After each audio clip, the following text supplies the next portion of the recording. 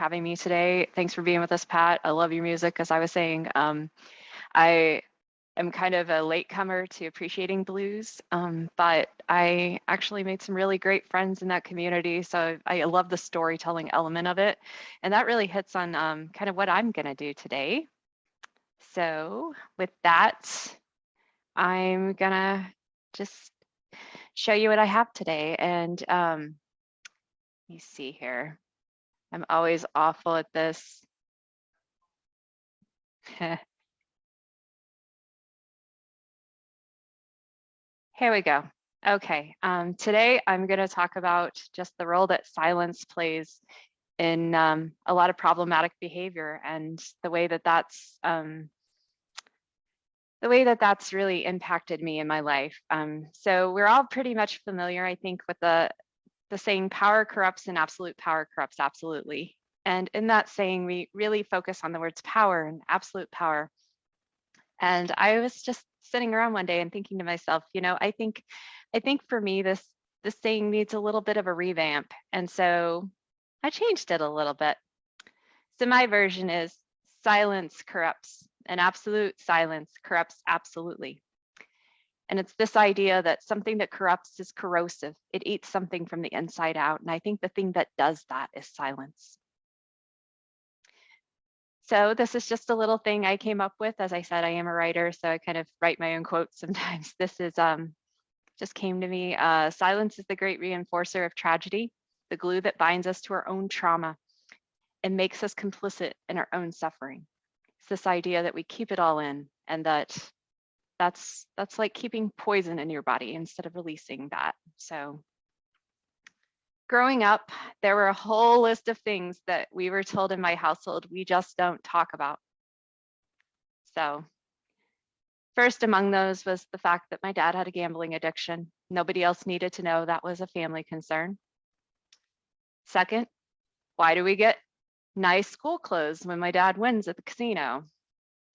Or the flip side of that, why do we have to wear clothes from the thrift store when he loses? The fact that my mother had cancer, we were not allowed to talk about that to anybody. We just had to proceed as if none of this had happened, as if none of this was happening to us. The fact that dad often didn't pick my mother up from her chemo appointments because he was out gambling, trying to fix things in his own way and making it so much worse. My brother's underage drinking. My brother was arrested at a Kansas City Royals game, and we weren't allowed to talk about this or discuss any of the issues that were underlying this. My mother attempted suicide when I was 17 years old, and it was a lot. I asked if maybe I could write about this for a project at school, and I was told very vehemently, no, we don't talk about this. Nobody needs to know about this. I wrote about it anyway, but that's kind of just what I do. Why my Aunt Laura moved away. This was a mysterious kind of thing in our childhood, where my aunt lived in Kansas City for a very long time, and suddenly she moved away to this small town in rural Missouri, and we didn't really discuss it. And I think that maybe we should have.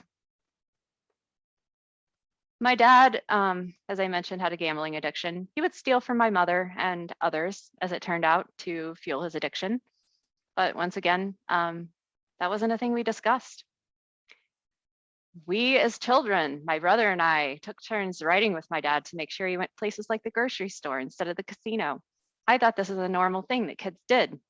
I bonded with my dad for a while on these trips, not realizing what the purpose of them was, but it wasn't a thing that we ever talked about. And finally, my dad was laid off from a job, or rather fired from a job for embezzlement. And the story that we got was always that they hated him and didn't treat him fairly, but maybe there was some truth to that. I'll never know the truth, but for sure, but it wasn't a thing that we discussed. And so there were just this whole laundry list of things that, we didn't talk about. So what I'm going to do today real quick is just, I have a couple of vignettes, these stories that I want to tell of these people. And I'm just going to read these to you now. The first one is called, I Just Wanted to Go Faster. I gave her the sleeping pills. I'll give you the bottle back when I wake up, she said. I believed her. I wasn't prepared for my father to come barreling into the house, but then he was there, throwing his body against the locked bedroom door. There was a trash bag over her head. She was alive, barely, barely counts. I tried to talk to her and she said I just wanted to go faster. I knew just what she meant. I was 17. She went slow instead, by cancer, a whole decade later. I guess even the dying are sometimes robbed of little mercies. The next one is called A Little Grace.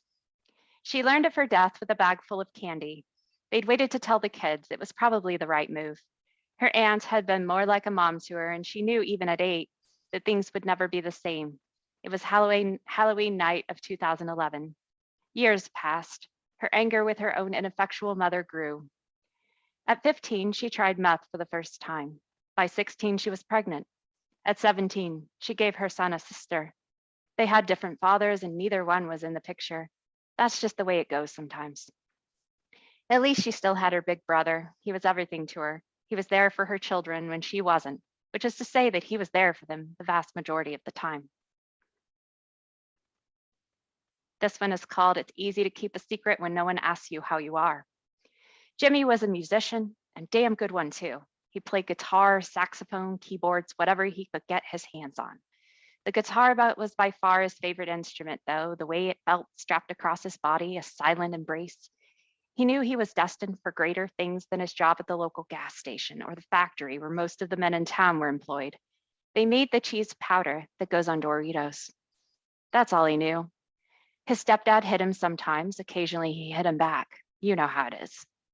He cared too much. That's what it was. That was probably why his niece and nephew took him for their father. He sat with them, made space for them, played action figures with them, taught them about Marvel and Star Wars and other things worth knowing. He loved them like he could no longer love his girlfriend's boys, not since she had left him in their podunk town and all of it behind. Now, in the evenings, he spent his time with a new lover, a fickle lover, more demanding, painful, and perfect, administered with a needle, wherever he could find a vein. But eventually she did him wrong, and now he's in the ground instead. His mom knew. She kept his secret and put him in a clinic 40 minutes outside of town. But inept mothers seldom save children. And besides, she never asked how he was, only what he could do for her. I think that was her mistake. And finally, thank you for your service. He had a fucked up back from the war. His convoy had hit an IED, and the vehicle he was in had landed upside down. It was a miracle that he hadn't been killed. He came home shortly after that and applied for disability, and he drank. He wasn't sure who he was when he wasn't dealing with infidels and following the orders he was issued. He had gotten in for the wrong reasons, but I'm not sure there are any right ones. He was a marketing student and a mechanic, and later decided he wanted to work on airplanes. Being a combat medic had been messy work. Airplanes didn't beg you, don't let me die, or look up with you with sad orphan eyes. There was that. He had 4 children by 2 different women, none of which he saw. He had made a lot of wrong turns, but all he had to do to escape any natural consequences was don his uniform. Americans fucking love a man in uniform. Thank you for your service, they'd say. Let me buy you a drink, soldier, someone would offer. Because that's what you do for the people who put their lives on the line. No one asked him how he was either. His mother was dead from cancer, his cousin from heroin, and his best friend had just killed himself. But nobody asked how he was because when you ask, it obligates you to listen. And if you're in the place where you're listening, you might have to hear the truth at some point. So the takeaway here is that it's no sign of health to be well adjusted to a sick society. Sick societies cause burnout, stigmatization, intolerance, addiction, abuse, suicidal ideation. These are all things the character in this tragedy know all too well. So how will you remember these stories? Will you remember the cancer patient and the survivor of a suicide attempt, the heroin addict, the teen mother and meth addict, the gambling addict, the alcoholic? Would you like to learn their names instead? This is Don. Don is my father. He had a gambling addiction, but he was also a loving grandfather and doing his best in a world without his father, in a world without his wife, in a world where he was never taught things in general and had to learn it all as he went.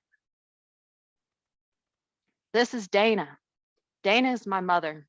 Dana died at 48 from cancer. She was such a source of inspiration and wisdom for all who knew her. She loved reading and she taught me to love it too. She is the source of everything good in myself. She just was taken from this world before her time, but her memory lives on. This is Grace. Grace is my cousin. Yes, Grace has problems with drugs. Yes, Grace had children out of wedlock. Because Grace has made a lot of wrong turns, but Grace also had her mother figure taken from her too early in life.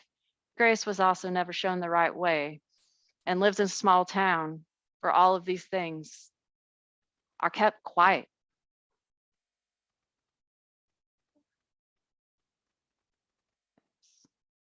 This is Jimmy. Jimmy died about a month ago from a heroin overdose. Most of the family did not know that he had any problem at all. His mom kept it a secret. She got him in rehab. His drug dealer got him out.